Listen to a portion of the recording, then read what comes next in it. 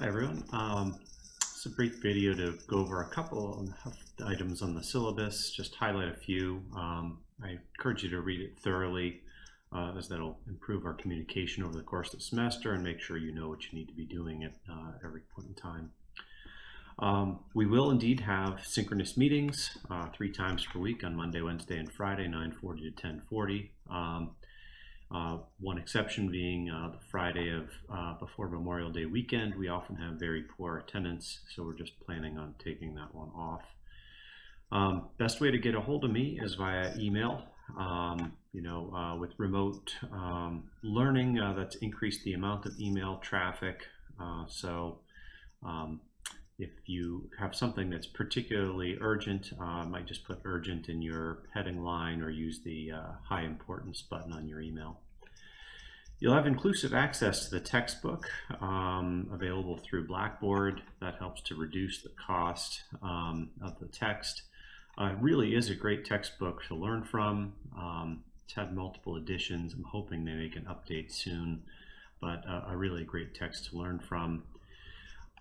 You will need to have a good computer with stable internet as well as a webcam.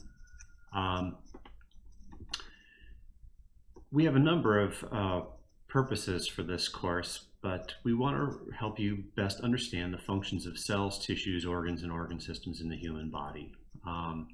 We'll especially be placing emphasis on these areas described here. We'll go over this in a system-by-system approach, but I encourage you to sometimes think outside the box and consider that there are quite often places where organ systems are not working alone and often in concert. So for example, the respiratory system being involved in acid and base balance and also involved in influencing venous return to the heart and thus cardiovascular physiology as well. The lecture content is going to be delivered principally by lecture videos, which you can find in our course playlist. There's a link here, and every time I post videos, the top point in Blackboard will be the playlist. Blackboard now requires, I list and have links to all of the different videos, but now Blackboard requires you to hit the link once and then hit it again before you go to YouTube. So you might just find it easier to go through the playlist. For the most part, these videos are in order. Most videos are relatively short, with a few of them being a little longer.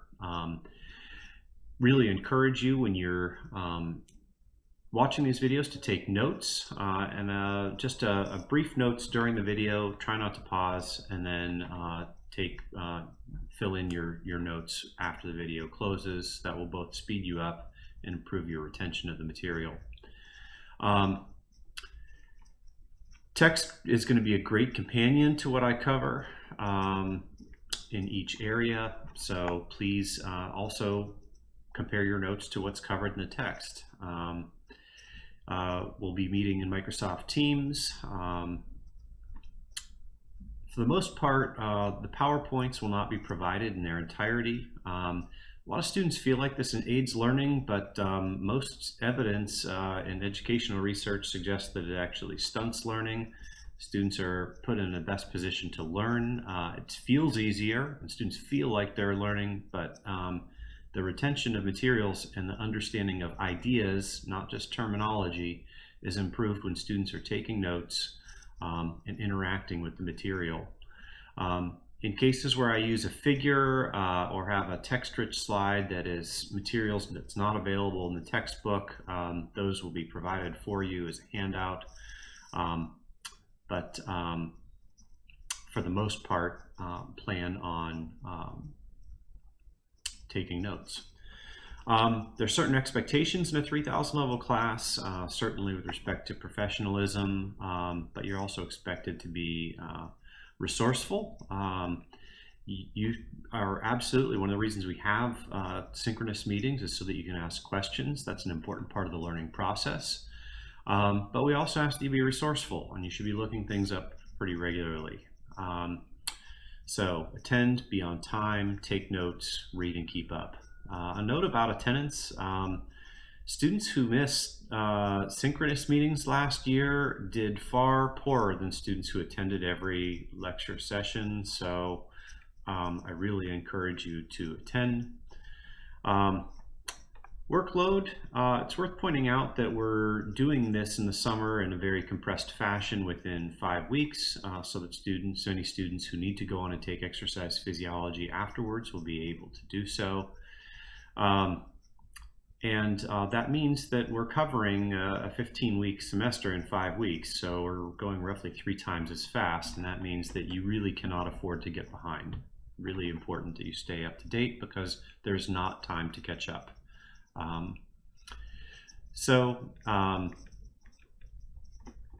Here are our learning objectives. Whenever you're reading something, you're wondering what is important. You should be able to describe and define major aspects of cell, organ system, and organ system physiology.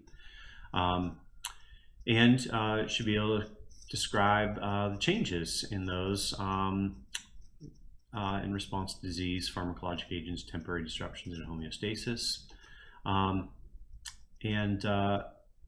We use a lot of figures in this class, so I really encourage you as you're learning to draw. The way you'll be evaluated in this course, most of the points, 75%, are associated with our 3 exams. We can also have 3 quizzes about halfway through each exam segment.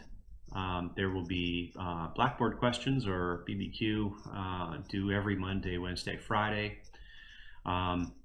Those will be worth 8% of your grade. And you'll also be posting a question and responses in PackBack by every Friday at 5 p.m. So 1 question and 2 responses. Exams 2 and 3 are considered semi-comprehensive, so that most of the materials are the new materials, but with some amount being comprehensive. There's a tendency in any class for you to be building as you progress through the semester, so I only point out that it's semi-comprehensive to kind of remind you that we're building. My philosophy on comprehensive types of questions is that I also want to reward students who have retained information from one segment of the class to the next.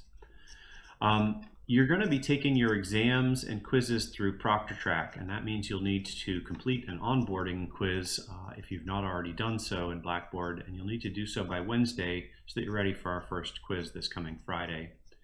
Before exams and quizzes, we'll have at least a brief pre-quiz or pre-exam meeting to go over any last questions, perhaps give a couple of tips.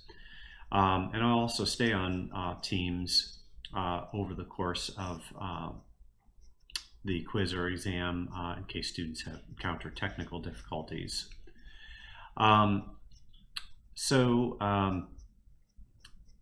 You're responsible to make sure that you are taking the exams and quizzes through ProctorTrack and taking them at the proper time.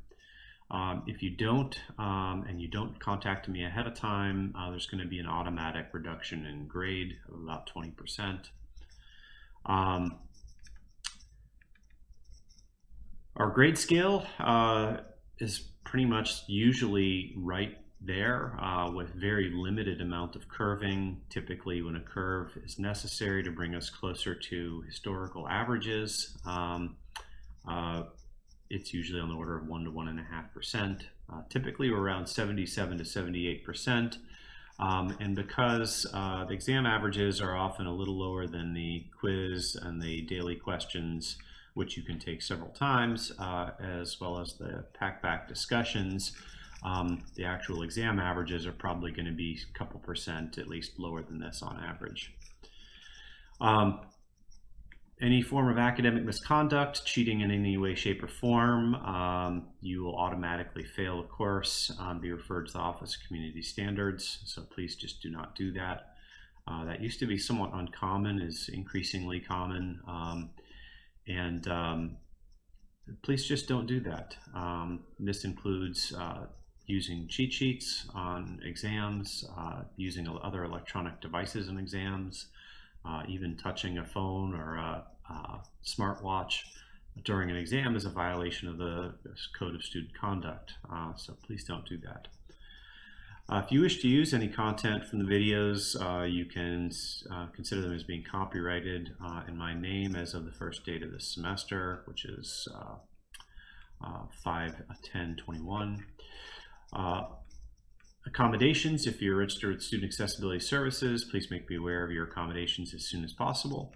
Our typical daily checklist: attend lectures on Mondays, Wednesdays, Fridays, take notes, ask questions, watch lecture videos and take notes. That'll be Mondays through Fridays.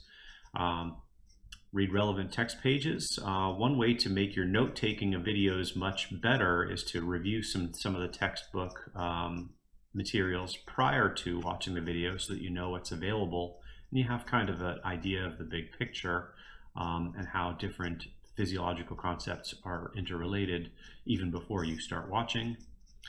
Answer your Blackboard questions. They'll be due every Monday, Wednesday, Friday by 9 a.m. And post your one pack-back question, 2 replies every week by Friday at 5 p.m. So you can see our typical schedule here with our 3 weekly meetings. Blackboard questions due Monday, Wednesday, Friday by 9. Watch lecture videos, answer questions, and take care of pack-back by 5 on Fridays. Our semester schedule, you can see, is right here. This reflects also the rate at which we're covering the videos. You can see our first quiz will be this Friday. Our first exam will be the following Friday. You'll note that this covers through Chapter 8, which you'll be done with through this very start of Chapter 8, which we will not be finishing before Exam 1.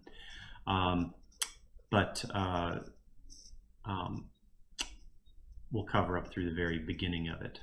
With some of the more challenging topics, I want to have time to go over a little bit.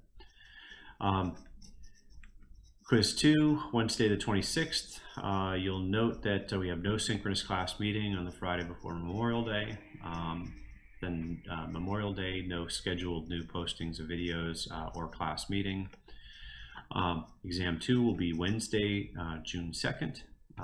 Which will cover then chapters 8 through 12 principally, with a little bit of comprehensive questions. The beginning of the last week we have a quiz, and then final exam on Friday, and we have a kind of a planned, there's no finals week in the summer, so I try and progress through the videos fast enough so that we can schedule a day off so that we don't have a 24-hour turnaround between the last materials and final.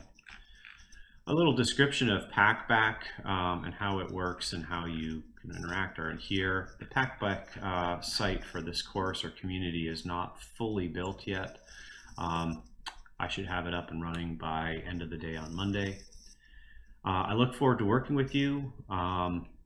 It's intense taking this course this summer, but it's also nice in having a little smaller class that often facilitates a little bit more discussion. Or at least that's true when we're in person. I hope that you'll ask questions when we have our synchronous meetings. I look forward to seeing you on Monday. Have a great semester, everybody.